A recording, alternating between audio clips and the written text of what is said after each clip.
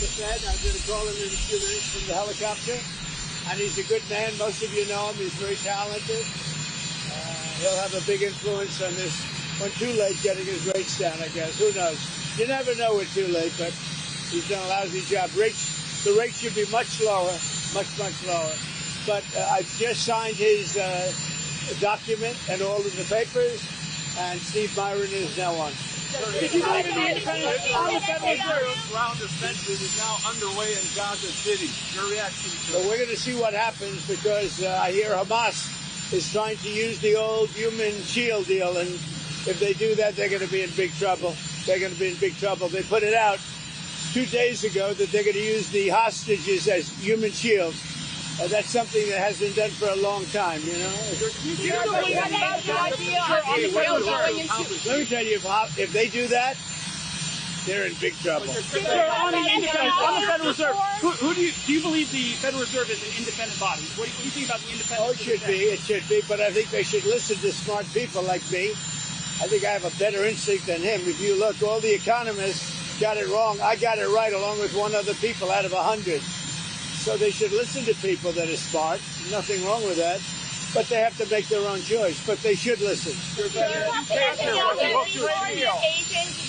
to Prime Minister Netanyahu? No idea. What about the idea of Israel beginning this ground offensive in Gaza City? Do you support that? Well, I have to see. I mean, I don't know too much about it. I can tell you that if they put the hostages in front of them, Hamas, as protection, as they call them bodyguards, Hamas is going to have hell to pay.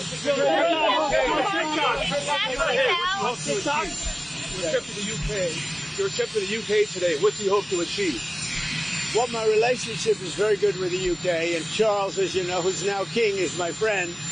And it's the first time this has ever happened where somebody was honored twice, so it's a great honor.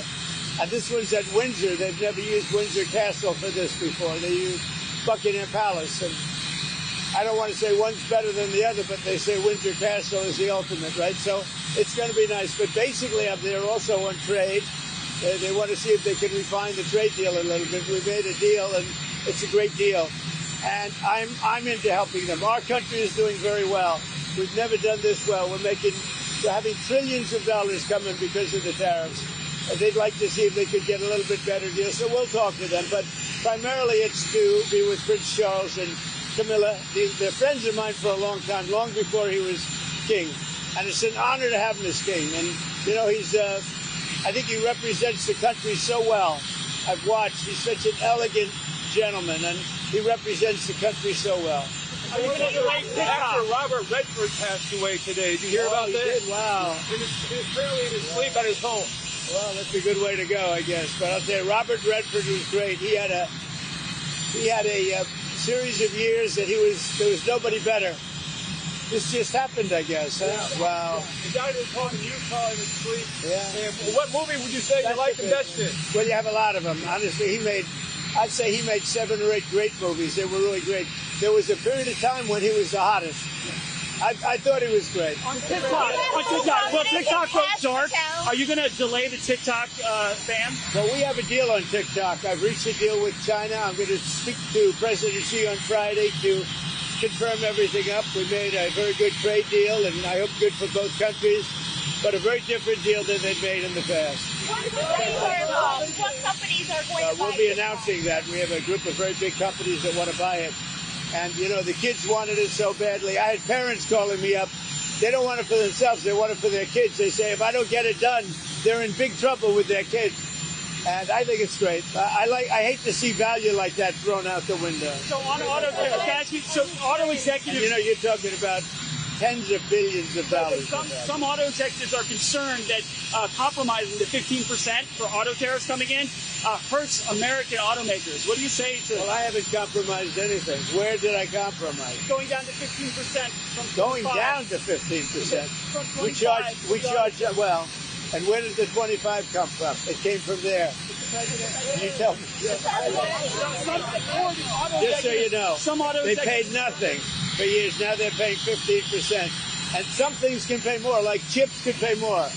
Pharmaceuticals could pay more. You know, there's a bigger margin. With a car, you have to make 15% before you make a profit.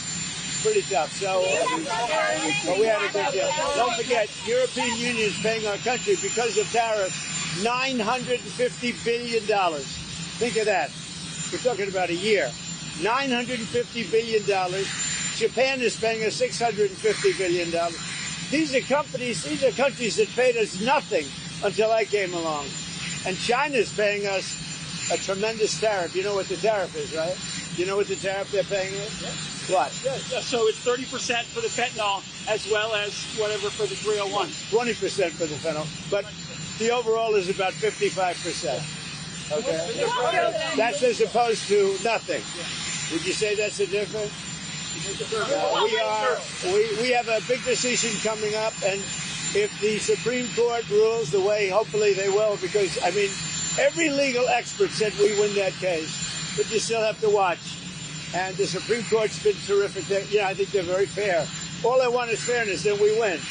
But if we win the Supreme Court case, which is the finalization of tariffs, we will be by far the richest country anywhere in the world, and we'll be able to help our people more, and we'll be able to help other countries when we want to. But I will say, if we win that case, our country, you see what we've taken in just on a temporary basis. We've taken in trillions of dollars, trillions with a T, and we will be by far the richest country in the world. There'll be nothing to us. And one other thing, we'll have tremendous power to negotiate. The use of tariffs, I settled 7 wars.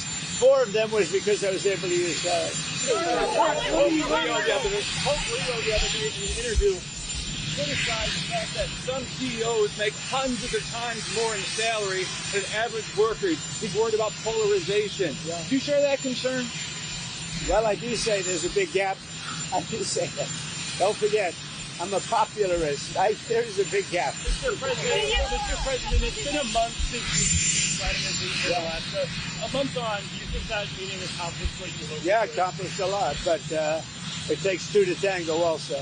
Those are 2 people, Zelensky and Putin, that hate each other. And it looks like I have to sit in the room with them because they can't sit in the room together. There's great hatred there. But no, that meeting accomplished a lot. Mr. President, you don't have complete confidence in Kash Patel. What are you hoping comes from his testimony on the Hill today? Well, first of all, I think that Pam Bondi has done an unbelievable job, and everybody agrees with that. And Kash, if you take a look at what he did with respect to this horrible person that he just captured. He did it in 2 days. It took other similar cases 4 days, 5 days, 4 years. If you look at certain shooters. Now, I have confidence in everybody in the administration. My administration, and a lot of people are saying it, not just me. It's so far the best administration ever formed. You look at our financial people. Our country is making a fortune. We have to keep tariffs because our country is become successful because of tariffs. We have the case in the Supreme Court. That's a very vital case for the success of our country. It's very vital to negotiate with other countries. And remember, other countries charge us tariffs. That's a very, very big case.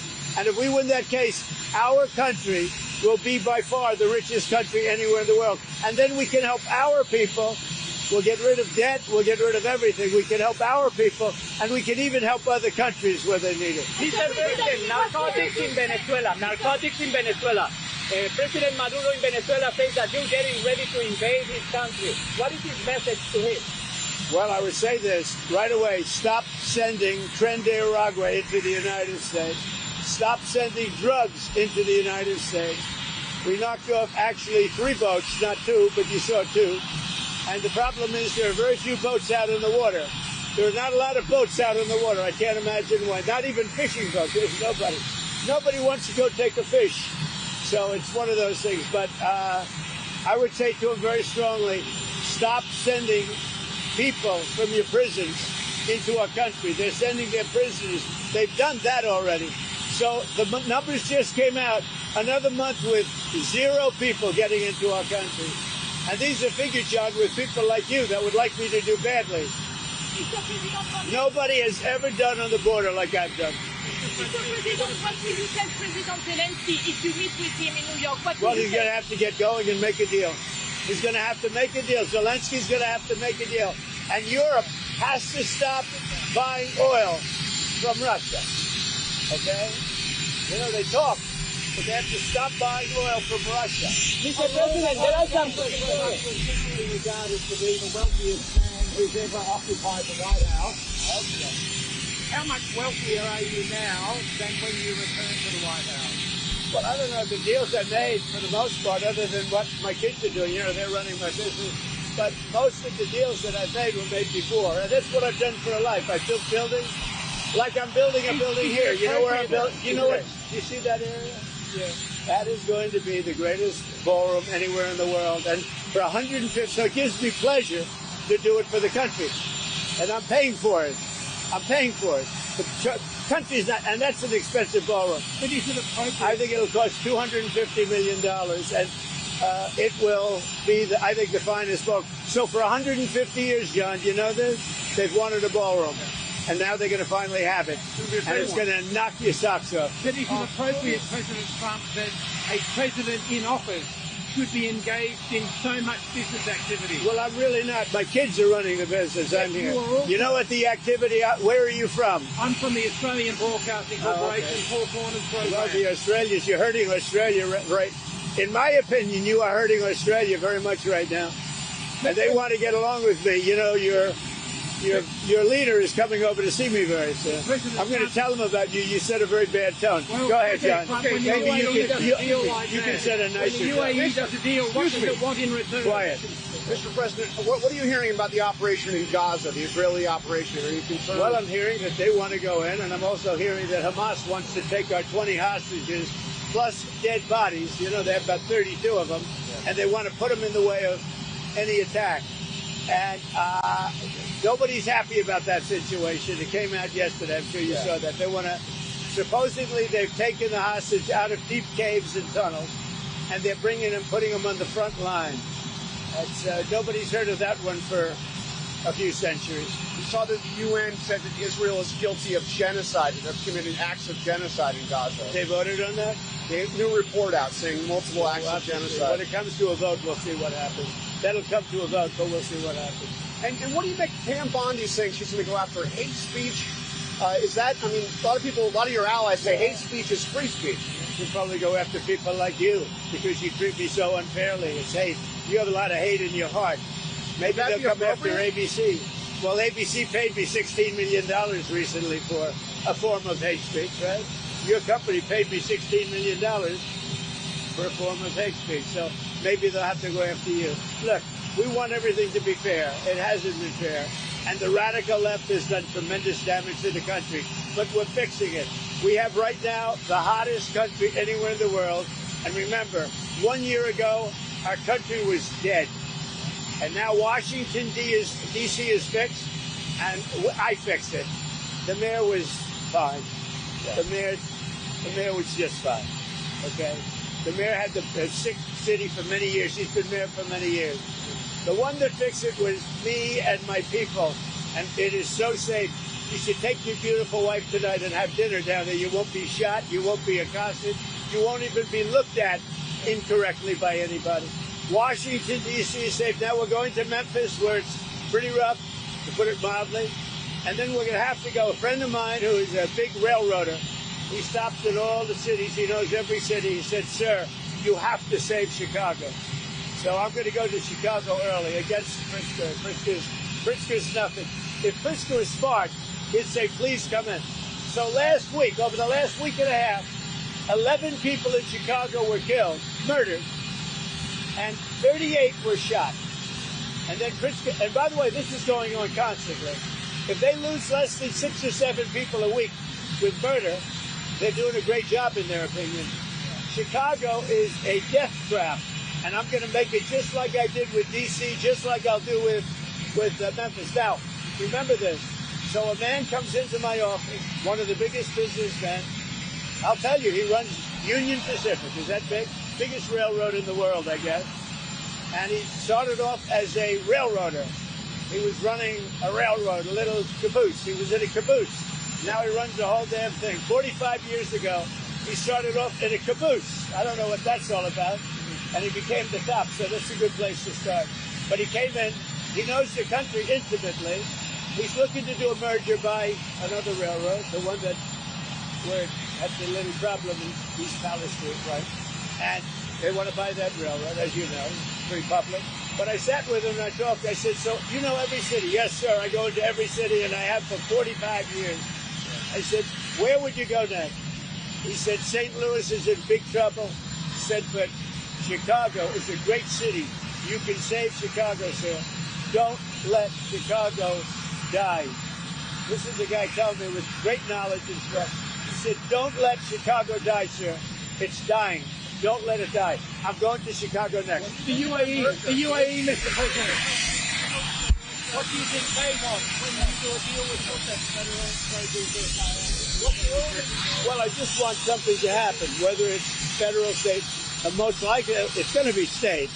The question is whether or not we overlap with a federal judge. So they're looking at that. But the state is very confident. The governor's doing a very good job. As you know, they have the death penalty. It's a tough death penalty, too, as you know. But they have the death penalty. So as to whether or not we judge, we will be working with them. We may or may not be able to judge. And when it comes to the governor of Utah, what do you make of his overall message of nonviolence? Well, I agree with it. I agree 100%. But most of the violence is on the left. He said that social media is a cancer. What? Do you agree with that? The Utah governor said that social media is a cancer and more people should log off and take some time away. Well, it's not a cancer in all respects. In some respects, it's great. But there are segments, there are deep, dark holes that are cancerous, absolutely. Beyond cancer, they're death.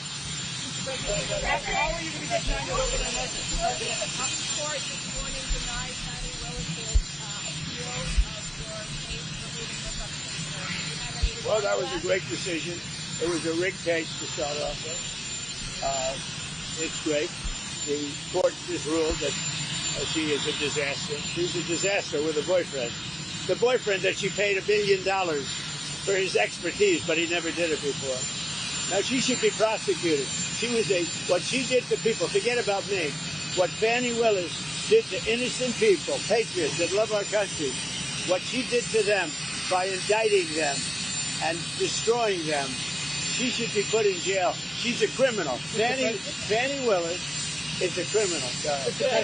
Will you apply more pressure to EU and NATO countries not to purchase Russian oil?